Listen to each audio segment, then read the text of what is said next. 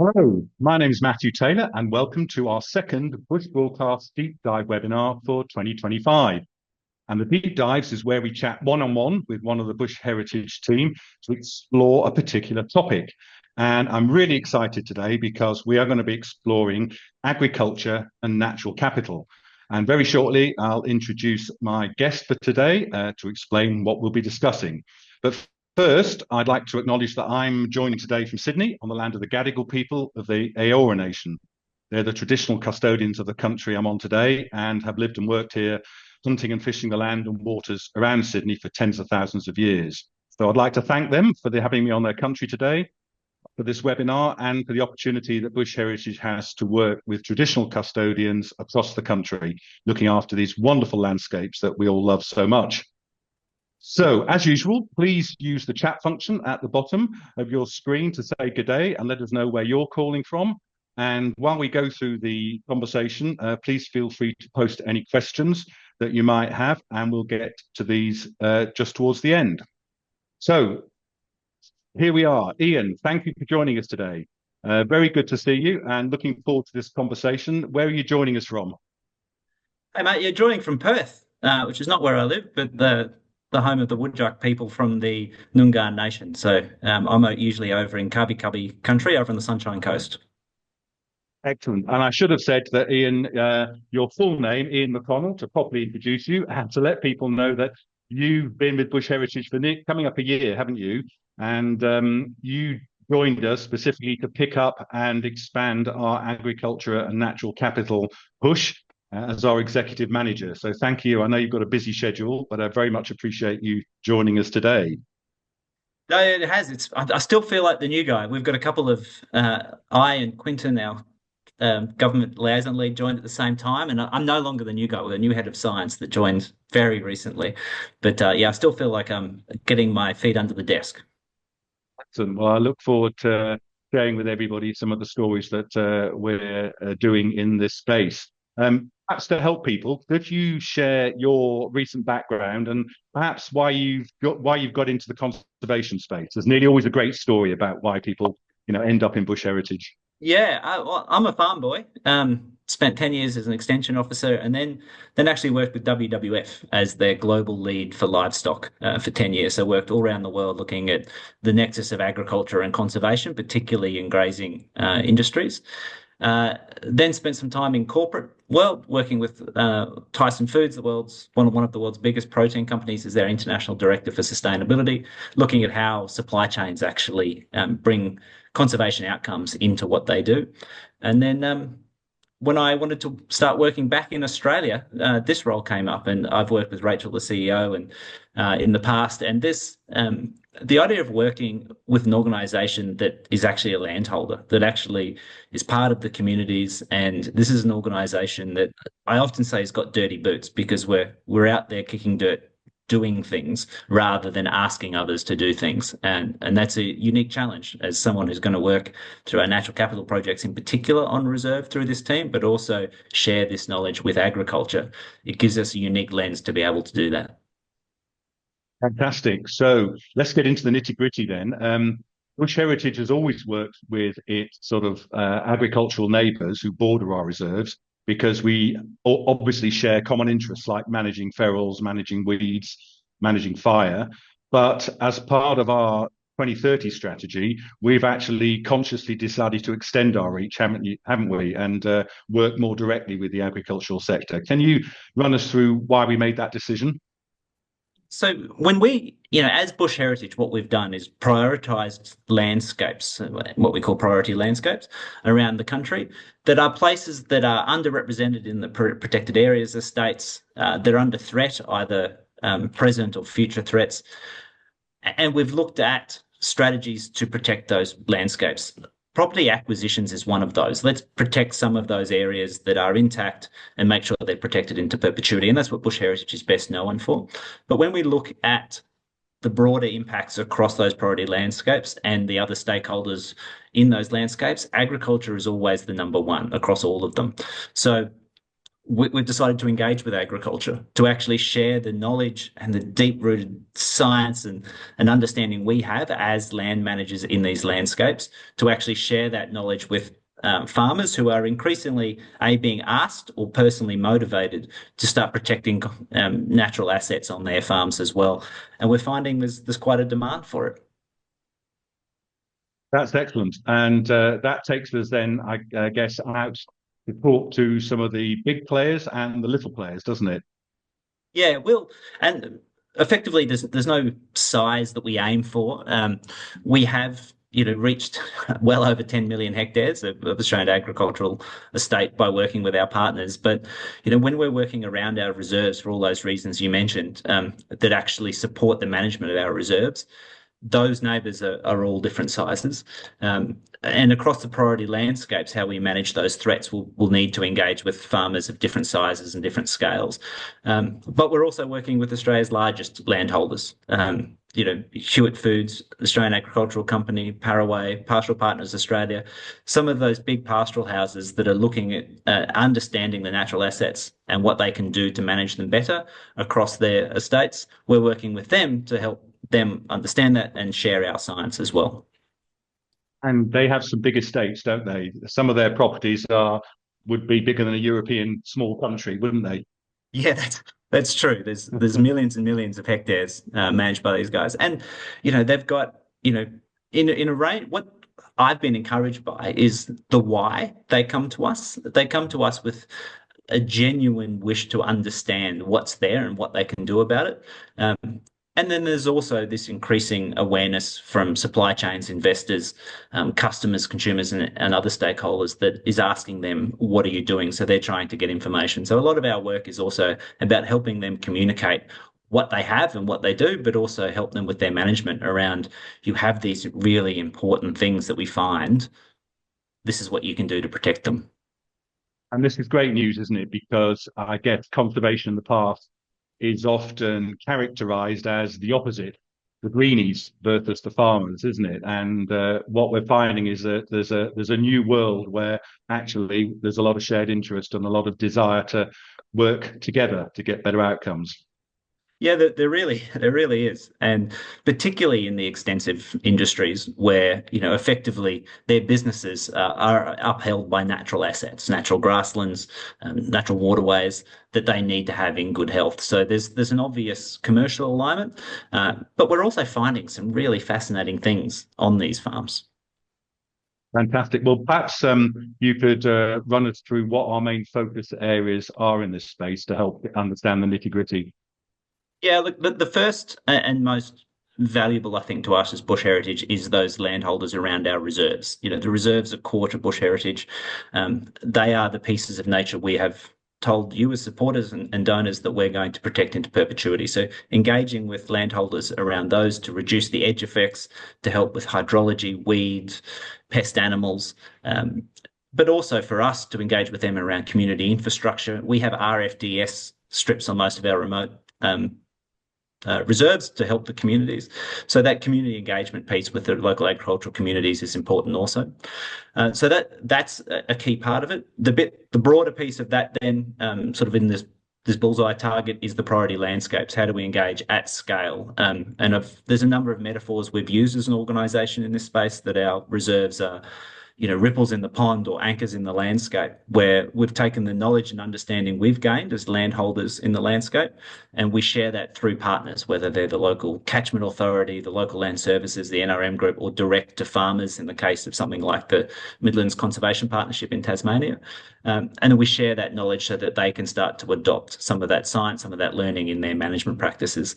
And then there's beyond that, how we engage at scale, providing our knowledge and experience to other corporates, to other agricultural houses, so that they can. And it's not directly linked to our priority landscape, but we have sciences of value to them. So in those cases, we tend to do a fee-for-service consultancy style piece of work, where those clients ask us to do materiality assessments, generate accounting for nature accounts, or design some impact projects on their land.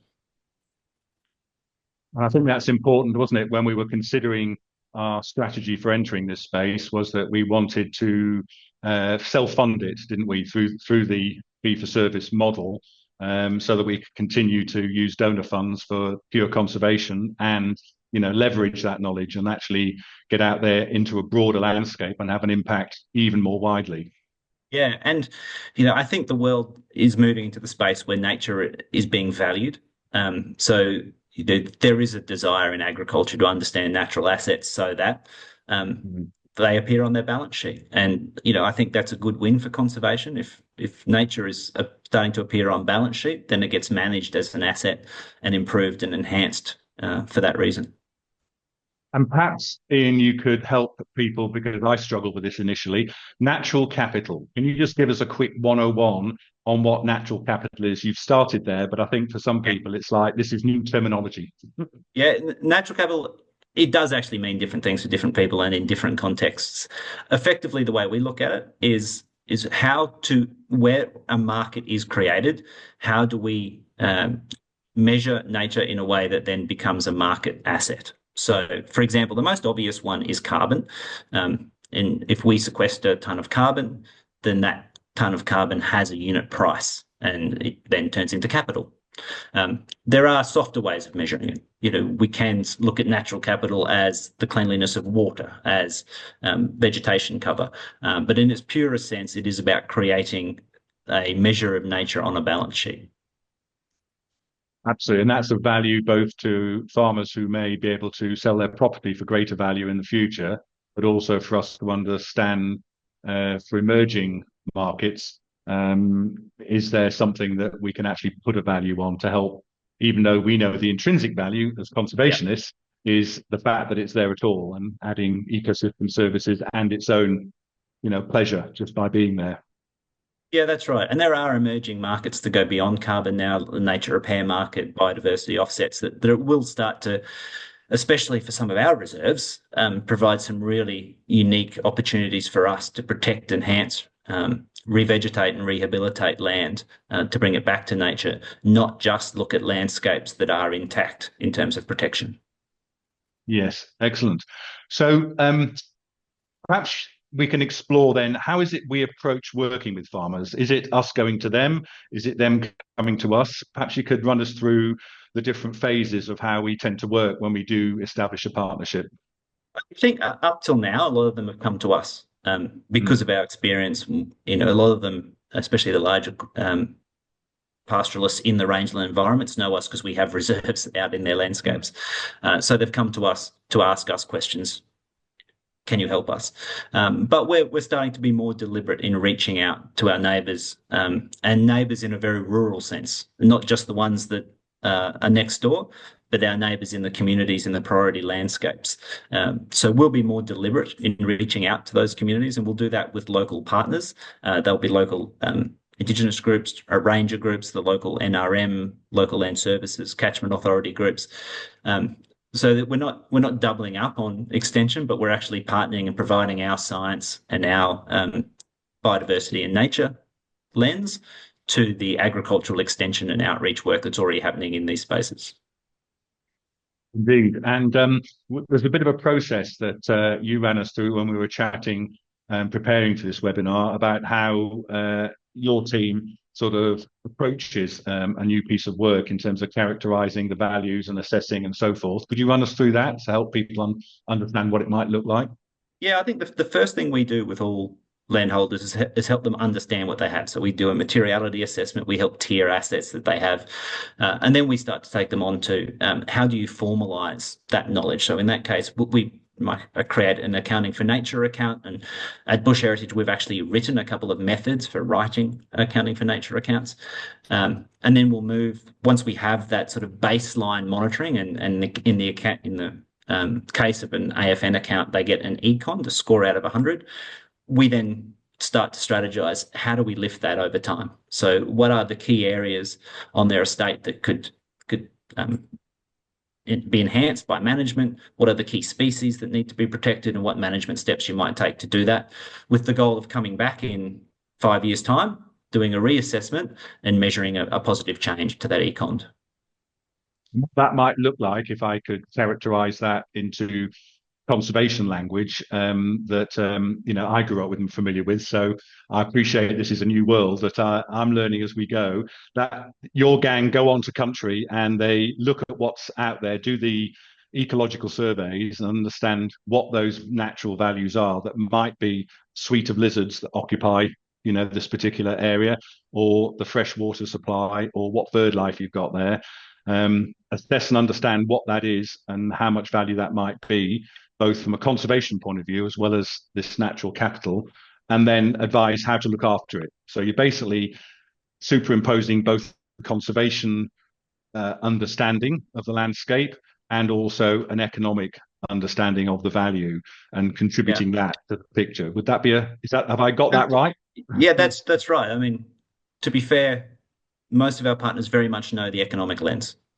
So what we bring to them is a robust and credible suite of data and science and very rigorous assessments to say this is what's there, this is what you should protect, and then we're bush heritage, right? We're not consultants. We partner with organisations that are committed to the same outcomes as we are. There's a real test we do with a lot of our clients right from day one around, are we values aligned? So there's a natural progression of some of this work that then moves into actually measuring improved outcomes and protection of those places and species that really need protecting, that they happen to have management control over.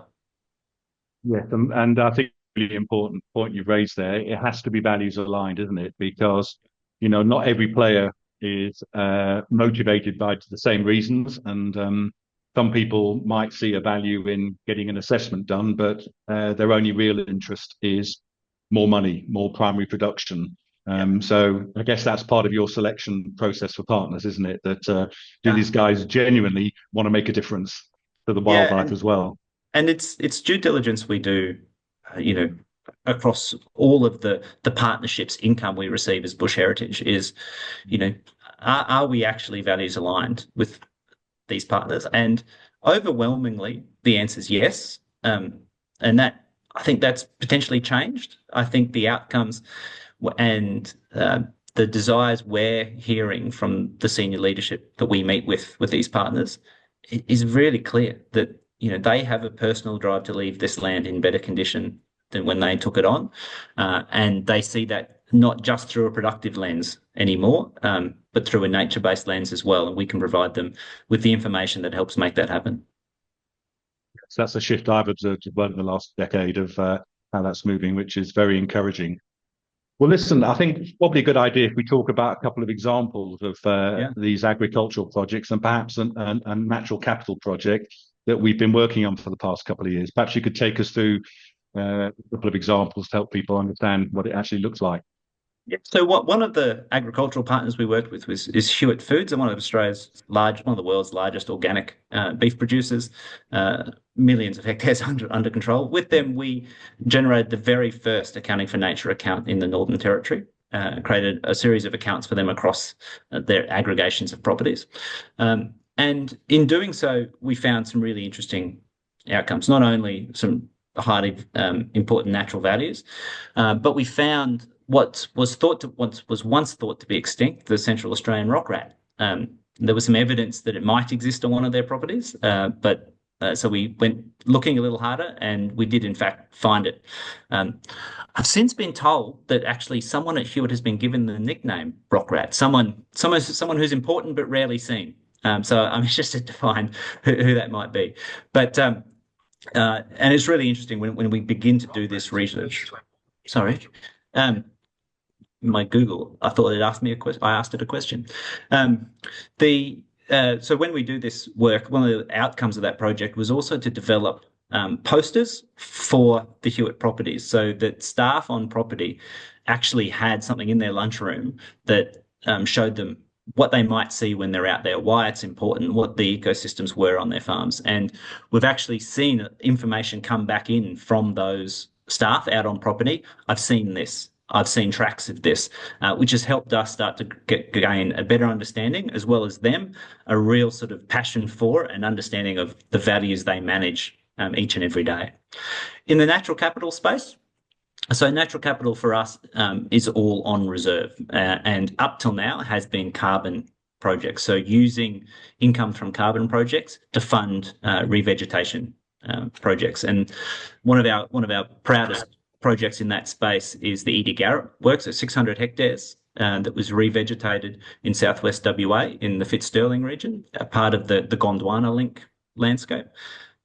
We planted 150 plus species in this. So when we talk about environmental plantings as a carbon model, we've gone above and beyond sort of the requirements to be a biodiverse carbon project with 150 plus species. And we've done that in partnership with Greening Australia and the Nawanapp and Badgebup traditional owner ranges in that landscape as well. And it's been a really, a passion project for staff internally, but also a really important learning experience for us as Bush Heritage is how biodiverse how biodiverse an ecosystem we can develop by using the carbon market. And it's something we're beginning to mirror next door on Dodgy Downs, when the planning for that restoration and another 600 hectares next door is well underway. That's fantastic. And there's one, we are going to come to questions at the end, but this is a natural point to respond to, I think, one of the questions that's coming through, which is this new focus of talking to the ag space and to farmers. Does this come at any cost to our core activities, our protection, restoration and acquisition of properties? And I think your example there, Edie Garrett, was a great one, because I know we would be doing that replanting anyway. Because we want to restore the bush. The fact that it generates us some credits is even better, isn't it? Yeah, the natural capital is effectively a lens for us to fund re-veg work. Currently, as we move into natural nature repair markets, we hope that will actually increase as well. So the natural capital is purely an asset that helps us do it. The agricultural work, no, it's all self-funding at the moment. What I do like to say, though, is that where we engage with agriculture for the same outcomes, managing our reserves, improving priority landscapes, we will be engaging, where it makes sense. We'll be using grant funding, partnership funding, etc., to make that happen, and that's the case to now, has been self-funding, and that's the goal going forward. But when there's a big conservation win at scale, we look at all funding models to achieve that. Well, that's great. So my last question was going to be looking more forward-looking and sort of really asking the question, how are we going to continue to make this work for us and build some of those sustainable outcomes and, as you've hinted at there, diversify our income streams? Perhaps you could talk a bit more about where you'd like to see this go. Yeah, I think that the challenge for us is, Australian agriculture is still a lot of family farms so how do we engage at scale in organisations, family organisations that aren't going to be paying for accounting for nature accounts or aren't operating at the scale where they're having to attract investment in the same way that some of the corporate houses are. And I think we have to partner with government, we have to partner with extension services to help us provide our information through the extension pathways that are actually in place now. That's the big growth I'd love to see. How do we actually partner with those who are already talking to farmers and use our experience as land managers to help sort of broaden the conversations they're having with farmers? And I think there is a role for government in that through government grants to achieve their own outcomes. I think there's a lot of agricultural land in this country that lends itself to the same style of management that we do as Bush Heritage. There are parts of every farm, there are connection alleyways through farms that should be looked at as conservation outcomes. And I think there's lots of farmers that want to make that happen. So how do we support using our science and potentially natural capital markets so that the farmers get a win-win out of it, and we can start working at scale using our science to see these outcomes in the places our science tells us need protection. That's fantastic, and it's such a different state of play to when I started my conservation work, 30 years or so ago, when, as I might have mentioned earlier, farmers used to say, "Oh, you're a greenie," give you a dirty look, give you side eye. Yeah. If you said you were doing conservation, so the fact that we're working together is a wonderful thing. So thank you for bringing that to life for us today. We have got some excellent questions lined up, so we'll get to those. But I wanted to, just before we do that, do a little shout out because we're very excited about the fact that we're about to drop our new podcast series, the Bush Heritage Podcast, Big Sky Country, that many of the people who are joining us today may have listened to. It's the 6 episodes, and it'll be season 3 drops on Monday. And please, wherever you get your podcasts from, go and look for Big Sky Country because there's some fantastic interviews where Tiani Adamson has been visiting not just Bush Heritage Reserves and not just Bush Heritage people, but a whole suite of different characters and places around the country to bring some interesting stories. So having said that, let's go on to the questions. The first one's a slightly tongue-in-cheek question, I think, from Karen Alexander. Partly serious, partly not. How do we make sure we don't lose the intrinsic value of our country? And more specifically, who's going to pay for the leaches on her 10 hectares of wet bushland? So that's the tongue-in-cheek element of it. But Karen's obviously one of the founding forefathers, forepersons, whatever the right correct lands, of Bush Heritage, and has a long and invested history in what we do. So I think the question is, how do we ensure we're not losing these values as we go forward? Yeah, I think both the intrinsic values, I assume she's talking about intrinsic values of bush heritage rather than nature. And my lens through this is actually that as an organization that is a landholder that has some of the most rigorous and in-depth science around how to manage landscapes for conservation outcomes, we have a kind of responsibility to share that knowledge so that we get a broad scale uptake of the things we've learned and what we know. So I think it's responsibility we hold because of the knowledge we've developed. And I think it's a natural progression for us as an organisation who's active in protecting these landscapes to look at protection models that, that broaden the impact. Thank you. And there's a question from Colin, which was all about biodiversity conservation markets. And he's asking, are there straightforward ways that landholders can access and get payments for this like there are in the carbon markets, which is really a question to the state of those markets at the moment? No, is the answer. And weirdly, I've been saying it'll be soon for quite a while now. So I think we're getting close. The nature repair market methods are being written. In fact, we're playing a role in some of the writing of those. So I think we're getting closer. But there are also very local opportunities. And this is where natural capital starts to look different in different places. Whether, where I live in Queensland, there's land for wildlife type rate reduction avenues, where if you're protecting some biodiversity on your holding, you might get a rate reduction from the local council. So there are, there's local pathways to receiving value from protecting natural assets on farm as well that are worth exploring. And that actually speaks to a second question from Colin, which is asking us whether we're working for Trust for Nature in New South Wales, who are developing farm covenants much the way they do private land holdings for conservation. And the answer to that, Colin, is yes, absolutely. And as Ian has mentioned, when we're approached by somebody who wants to look after their land, there are many ways of doing that, and we explore all of them. And often we refer people to Trust for Nature, and often they send people our way and saying, this is a conversation you need to have. It's a bigger scale. Yeah.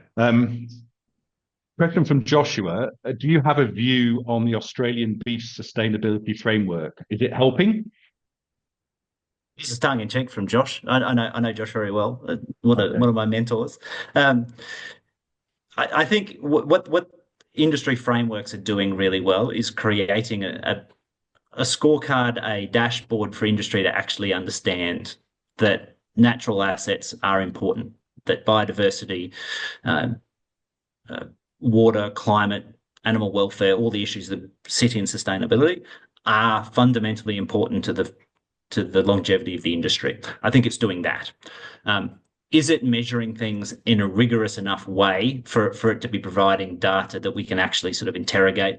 No, and that's because there's 63,000 farms in the country, and how we get information across those cost effectively and at the right time is very difficult. So it's a step in the right direction. But if you talk to the ABSF team, they know that it's a journey of continuous improvement. And I think what we're seeing is, even with the dairy sustainability framework, the rice sustainability framework, and then overarching all of them, the Australian agricultural sustainability framework, there is an effort for agriculture to start at scale, demonstrating a net improvement in nature over time. I sometimes fear that they're doing it to defend a position rather than promote progression. But potentially they're two sides of the same coin. If there's progression being received or progression being achieved, then why not celebrate it? Moving in the right direction. Yes, excellent. A question from Doug for you, which is: do we need to reconcile situations where an exotic but economically valued invasive like bufflegrass, which as conservationists we're constantly trying to stamp out on our reserves, and where you have to recognise that that has a value versus the native biodiversity of the native grasslands, for instance? Is that something we have to sort of recognise and understand? Yeah, we do, because if you look at bufflegrass in some landscapes, they're not really any different than ploughing it up for a crop, right? So we have made a decision as a society that some land is going to be productive to feed, clothe, and fuel us, and then we obviously have a clear goal that some of that needs to be protected as well, so that we have nature moving forward for all the reasons, intuitive and economic reasons that we have nature. So my challenge is when those plants, those impacts start to move beyond the productive state, and they do start to have an impact on nature, then I think there is a responsibility, a shared responsibility of those who have it for that reason, as well as us in conservation, to help control it. And I think that's where the conversation in bufflegrass is currently having. How do we actually control it in the places we're not going to? Who's responsible for it being there? And those are serious conversations that need to happen. Yes, fantastic. Another good question, this one's from Linda, which is: if pastoral or farmland is revegetated and rewilded, improving the natural capital, does this always reduce pastoral and agricultural outputs, the primary production? Now, I guess that's a very specific example of where you're doing revegetation, but I guess it's exploring what model might work on a property to allow some space for nature. It depends on what it was. If it was forest in the case of southern WA and it was cleared to crop, then yes, you won't be cropping land when you've revegetated it. But if we look across the northern savannas, we can manage those landscapes. It's the world's largest intact savanna system. We can manage those as productive estates with extensive grazing, while also putting in place projects that protect and enhance nature. So some landscapes it works really well on, and some there's an obvious conflict. We're open to that.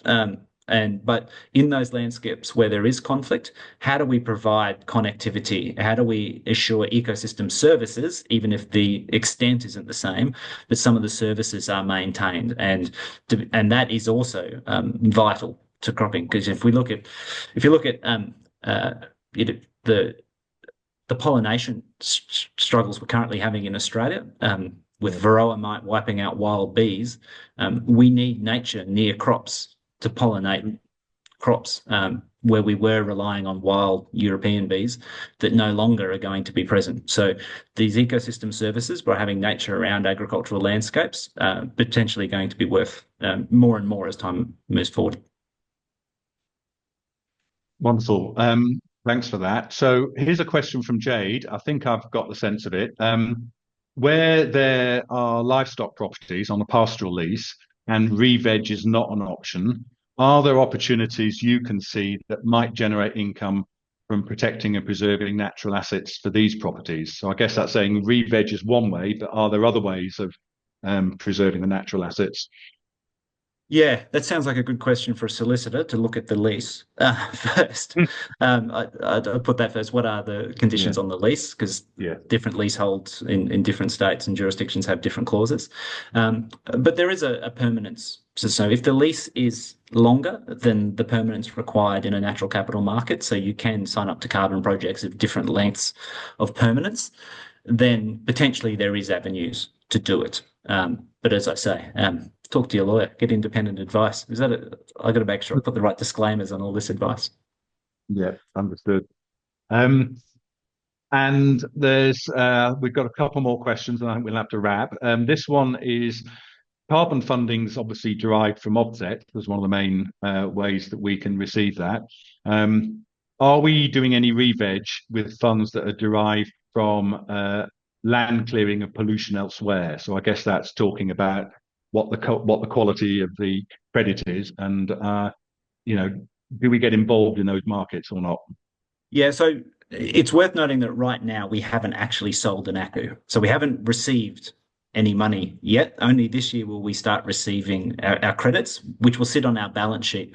And then we have this very question to ask. We have written a participation in offset markets policy for that very reason, to ensure that the mitigation hierarchy is at least applied, that there's always additionality in our selling of offsets, and that we're selling to values aligned, where possible, to values aligned organisations. So we'll be very strict on that. That when we're selling credits into the market, that we're actually doing that in a way that's building the integrity of the market, not undermining it.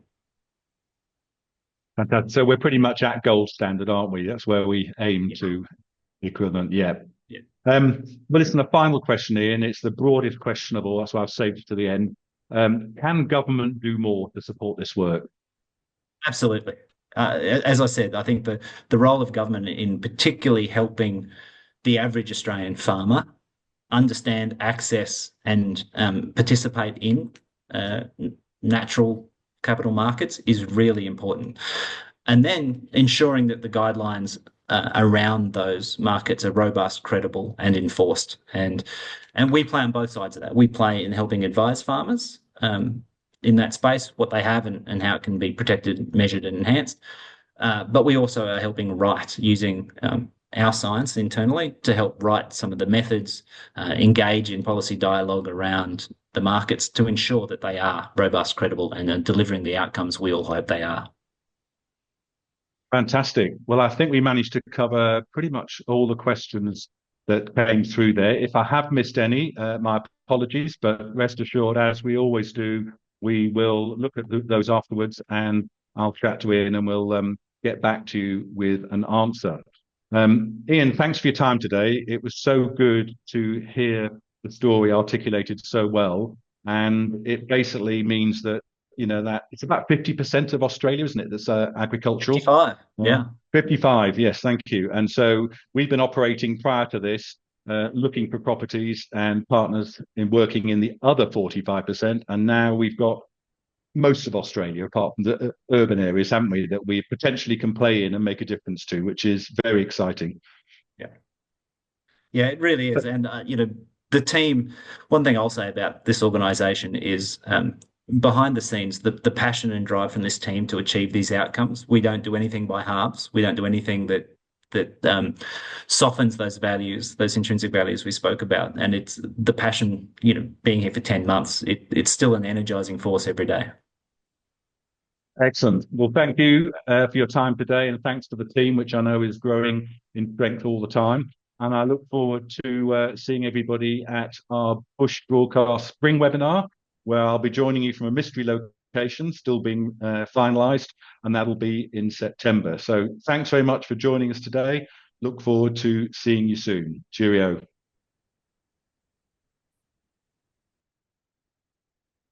I'm Tiani Adamson from Bush Heritage Australia, and in a new season of our Big Sky Country podcast, we're asking, how can biodiversity help us solve the climate crisis? Join me as we travel across this magnificent continent, its waters and islands, in search of the answers to the biggest questions of our time. We are defending a planet that gives us everything. Big Sky Country, Season 3. Find it wherever you get your podcasts.